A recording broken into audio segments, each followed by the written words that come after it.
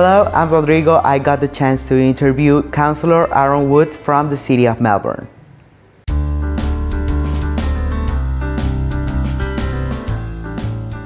Look, I think childhood's really important in terms of what kind of direction you set, and I had this amazing childhood where I grew up on a billabong up near northwest Victoria in Mildura on the mighty River Murray, and this was just a magical place to grow up on. And you know, the mist would rise in the mornings and pelicans would come into land, and my brother and I would go fishing on the weekends. So I think growing up on a beautiful place like that really set me on the path to which I'm on today, and that is in environmental education. So I think your childhood has a really big impact on what sort of career path you choose.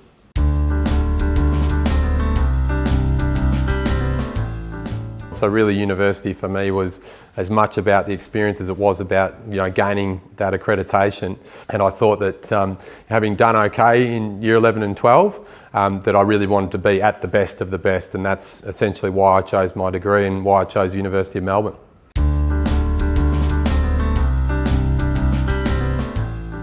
Look, I know that you know, lots of students go into quite broad undergraduate degrees these days, and I guess my advice is not to panic too much. Is that what I also learned in my time at university is that you really could choose those specialties even quite late in your degree. So just getting into the university system in an area or a field that you're interested in and have a passion for really is enough. From there you can start to specialise, start to work out as you progress through your degree, you know, what really excites you, what are the areas with the best job prospects, you know, what is the field that you ultimately want to go into. And I think that's the beauty about the university system, is that you're not locked into anything. You can even change degrees if you wish halfway through. You can add another degree, you can go into postgraduate studies. And I indeed, now I've been out of the university system for quite some time, have been thinking about going back to do my masters. So I think the tertiary education sector is really there for the long term. So you don't need to kind of do it all at once or do it all in one hit.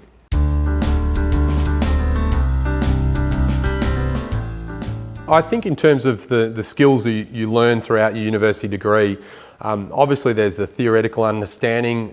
With my forestry course there was a lot of practical work, but when I talk to students who are coming through now and asking for advice on, you know, what sort of course that they should take, my view is that really any course that you take is changing your mindset. It's really learning how to learn, and that self-directed learning is something you have to pick up on. You go from, you know, being in primary and secondary school where your teachers are really worried about, you know, how you're going to go, to when you're in a first year biology lecture, before we started to specialise. I mean, there was 400 or 500 students just in one lecture stream. So you do have to learn self-directed learning. Of course there's support there, but you actually learn how to learn. I think that's a lifelong skill.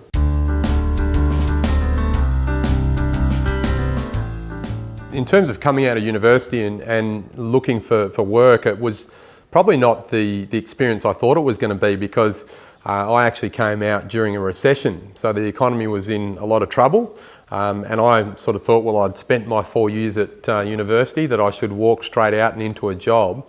And that wasn't the case. It was a tough employment environment. So I actually took on a number of short-term contracts as my first foray into the workforce. Look, I think the first 5 years were as big, if not a bigger learning experience than even going through university. You sort of learn that things don't always come easily, that you have to fight for those positions that you really want. The other big learning outcome for me was that I learnt that learning didn't stop at university. I sort of thought I'd done primary school, I'd finished secondary school, I'd finished my degree, that was it for learning. But what I learnt very quickly is that even as you enter the workforce, you're constantly learning, you're constantly educating yourself, and really that's a lifelong commitment. You never stop learning. So that was my big learning curve in the first 5 years out of the university sector. It was a number of very small stepping stones until I actually got my first, what I call, proper job, and that was working for Mildura City Council.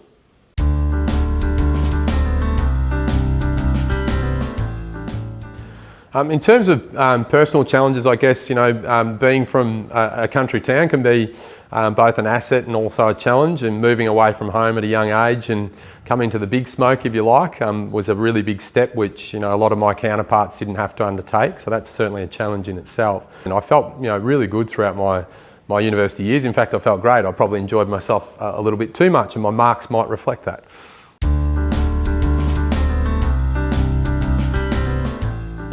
The hardest decision in my career, that's a really difficult question. I think probably the most ambitious and most difficult undertaking has been to start my own business. I was doing very well. I was working for the Mallee Catchment Management Authority as a floodplain manager. I had a good salary, I had good employment prospects, but I had a real burning desire to tread my own path. And so I sold my car, I left behind all that security, and I started an environmental education company called Kids Teaching Kids. And in the early days that was really tough. I went close to bankruptcy a couple of times and really wondered if I'd made the right decision. But now we've got 90,000 kids throughout Australia undertaking the environmental education program Kids Teaching Kids, and that's been, I guess, both the toughest decision but also the most rewarding as well.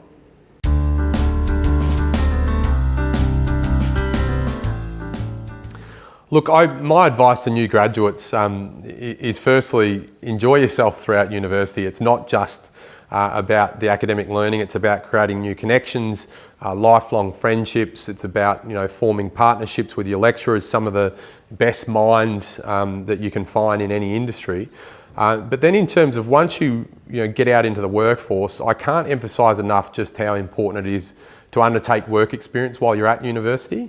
I just think those connections, that understanding, those sorts of networks that you form by doing that work experience really complements the theoretical component very, very well. So I can't emphasise that enough.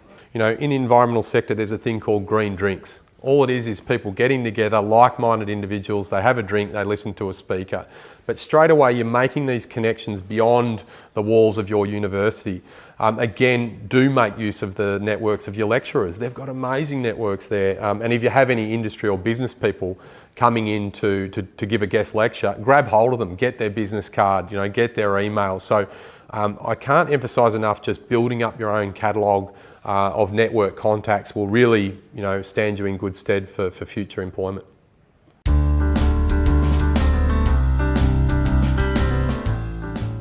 Look, my tips for students, I think, take with a grain of salt, because I went through my university degree with a P.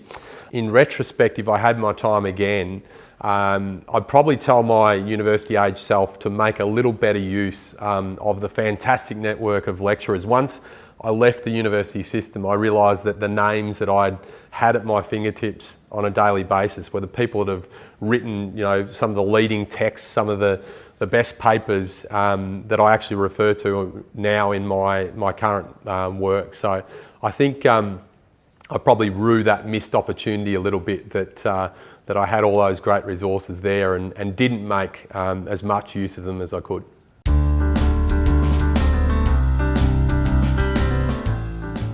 Yeah, look, there's a few mottos that I live by in my career. One was from my father, who's been a really big influence on my career and just on my life in general.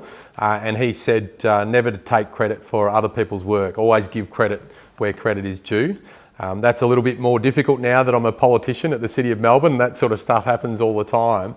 But that's a motto that I try and live by, to recognise the people that help you get where you are. That no one of us is as good as all of us is another, I guess, slant on that model.